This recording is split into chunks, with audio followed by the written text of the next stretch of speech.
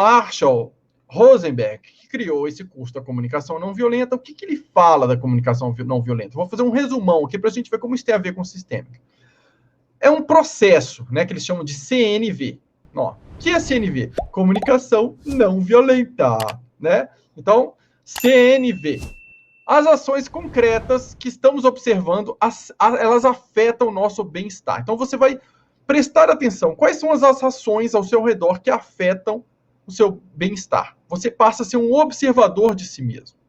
Porque você, às vezes, não percebe que você entrou num lugar, você estava feliz e tal, conversou com 2, 3 pessoas, e depois você deu uma resposta grossa na sua namorada. Ela não fez nada que merecesse aquela resposta. Mas por quê? Porque você não observou que naquele ambiente tinham coisas te incomodando e algumas coisas que você observou e vivenciou afetaram o seu bem-estar, criaram incômodos dentro de você e você acabou projetando esse incômodo na sua namorada. Então, a comunicação não violenta, ela ajuda a detectar esses incômodos. Vale muito a pena esse livro, tá, gente? Depois disso, o que o processo da comunicação não violenta vai fazer? A gente observar como nós nos sentimos com relação ao que estamos observando.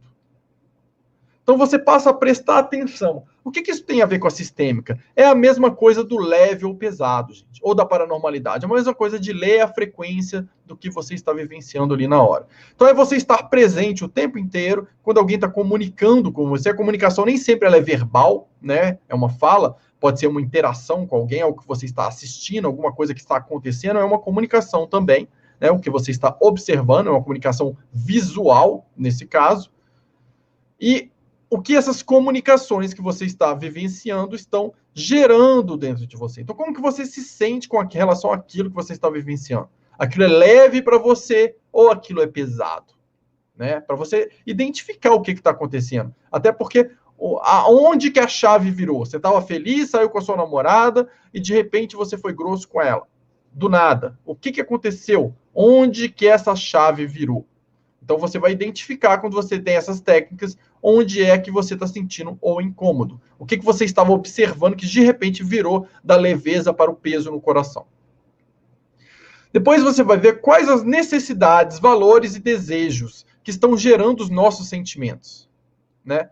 Por que necessidades, valores e desejos? Você tem um sistema de valores, você deseja algumas coisas, você tem necessidades. Então, de maneira geral, se você está feliz, entrou num lugar, interagiu com algumas pessoas e começou a se sentir incomodado, ou o seu sistema de valores foi confrontado ali, ou as necessidades que você tinha não estão sendo satisfeitas. Tipo, você decidiu ir jantar com a sua namorada num restaurante muito chique, gastar uma grana, fazer tudo legal, e você chegou nesse restaurante, começou a ser maltratado, né, o prato chegou frio, ou seja, as suas necessidades começaram a não ser satisfeitas. Então, isso começou a te gerar incômodos. E aí, de repente, quando ela foi perguntar um negócio para você que você já não gostava muito, você já foi mega grosso com ela, mas de maneira exacerbada. Por quê? Porque você já estava incomodado, porque as suas necessidades não foram satisfeitas antes do que aconteceu nesse restaurante. Entende? Então é você detectar, na medida que você vai interagindo, onde que está surgindo o incômodo e como que você resolve esse incômodo antes de você projetar esse incômodo nos outros ou de começar a vibrar esse incômodo, se identificar com ele. Depois disso, vocês vão ver, na comunicação não violenta, quais são as ações concretas que a gente pede para enriquecer a nossa vida. O que você poderia fazer ali para resolver o seu incômodo, para enriquecer a sua vida naquele momento.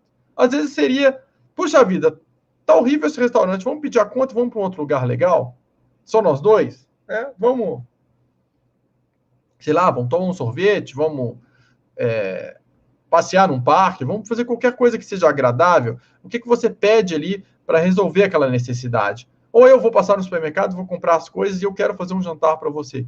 Né? Então, o que é, né, que a gente está citando na comunicação? Quando você está interagindo com a pessoa, surgiu incômodos, você identifica por que surgiu o incômodo, qual necessidade, valor ou desejo seu não está sendo atendido. E depois, que ação concreta você pode tomar para reverter isso daí. Então, de uma certa maneira, e o que isso tem a ver com a sistêmica? É você sentir ali no seu quadrado o que está te incomodando e como você se reposiciona no seu quadrado para colocar as coisas ao seu redor, né? De uma maneira equilibrada. Então, quando a gente está em contato com os nossos sentimentos e necessidades, gente, de verdade, que é quando a gente escuta o nosso coração, a gente deixa de ser bons escravos e lacaios aí da sociedade.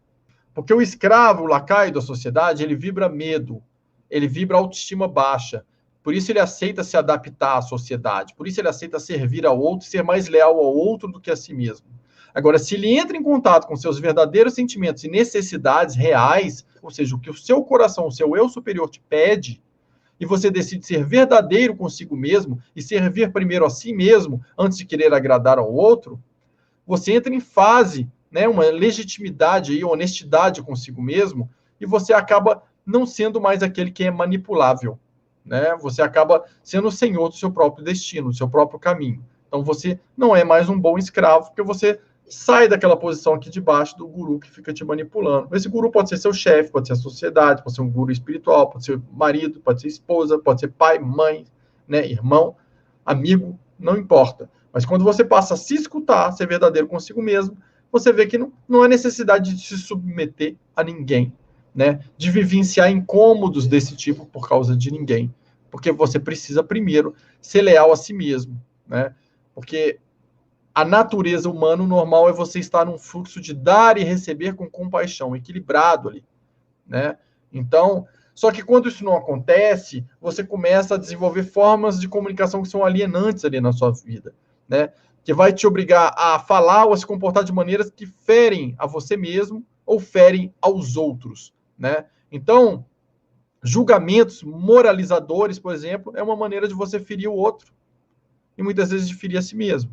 Porque quando tem um julgamento moralizador, significa já que você está dizendo que você tem uma verdade, que é a sua, e que o comportamento do outro está errado. Então já existe uma rejeição implícita, uma exclusão implícita, né? Um desequilíbrio no fluxo aí implícito. Já existe um que se faz de guru aí, de senhor da razão, automaticamente, quando a gente faz o julgamento ali alienante, né? Quando a gente começa a criticar o outro. Então, é o tipo de comunicação que bloqueia totalmente o fluxo de dar e receber com a compaixão. Bloqueia. As pessoas que conversam com o outro já cobrando o tempo inteiro ou já julgando o tempo inteiro, eles são opressores. E quando eles fazem isso, o outro que escuta aquilo, ele sente um peso no coração, porque ele sente o peso da energia da opressão, do incômodo. E se ele cede a essa pessoa, ele sente o incômodo, ele não está podendo ser ele mesmo. Ele está sendo manipulado, né? Ele está servindo ao outro. E dessa forma ele vai ter muitos incômodos, né? Então, o primeiro passo aí na comunicação não violenta e também na vida é a autorresponsabilidade. Você assume aí na comunicação não violenta a responsabilidade pelos seus próprios sentimentos, mas não pelos sentimentos dos outros. Porque o outro às vezes fala assim, eu tô triste por sua causa. Não, gente. Ele tá triste porque criou uma expectativa com relação a você. A expectativa foi ele que criou. Né? Nós somos responsáveis pelos nossos sentimentos. O outro é responsável pela expectativa e frustração que ele criou, pela observação dele. Então, você é responsável pelos seus sentimentos. Ah, mas então quer dizer que você pode aprontar com o outro que ele que é responsável pela raiva ou tristeza que ele vai ter? Se você fizer isso, você vai ter um sentimento de culpa e você é responsável pela culpa que você está, né, criando, pelo que gerou. Então, a gente tem que prestar bastante atenção nisso. Quando a gente é muito ranzinza com os outros, também critica o outro em tudo, cobra tudo, nada tá bom, né? Você também está tentando se colocar acima na comunicação. Então, como é que você comunica com a pessoa? Você já chega falando que ela está errada? Porque quando você diz para o outro o que ele tem que ser, você já está dizendo implicitamente que você não o aceita como ele é. Então, como é que você quer que a comunicação entre vocês dois flua de maneira igual e equilibrada e crescente e construtiva, se a mensagem que você passa é eu não te aceito? Como é que ele vai te aceitar? Né? Então, isso a gente aprende também dentro dessa comunicação não violenta, que dizer para o outro o que ele tem que ser é uma mensagem de rejeição. E ao emitir mensagens de rejeição, de julgamento, né, ou de cobrança, o outro ele vai se colocar em modo defensivo e a gente não vai ter aquele dar e receber equilibrado, porque tem um querendo se colocar melhor do que o outro para dizer que o outro está errado. Tem um, para dizer que o outro está errado, você está dizendo que você é que está certo. Sendo que com relação a você mesmo, você já mudou de ideia várias vezes na sua vida, né? Então,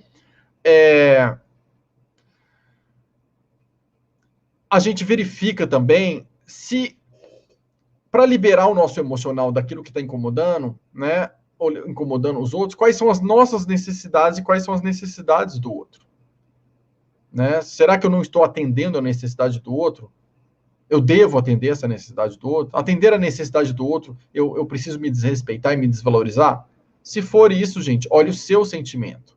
Você é responsável pelo seu sentimento de incômodo. Então, faça algo que faça você se sentir bem, que seja leve para você. E, às vezes, é dizer não ao outro, porque você não é obrigado a carregar os pesos que pertencem ao outro. Né? Então, quando você reconhece a necessidade que está por trás dos sentimentos que a gente tem, né, você verifica que o que os outros te dizem que te incomoda, na verdade, é um estímulo, é um catalisador que gera um sentimento em você, mas não é a causa. A causa é uma necessidade que você tem.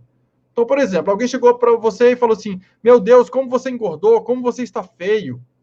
Aí você fica triste e fala que a culpa é do outro. Não, gente, qual é a necessidade que está por trás disso?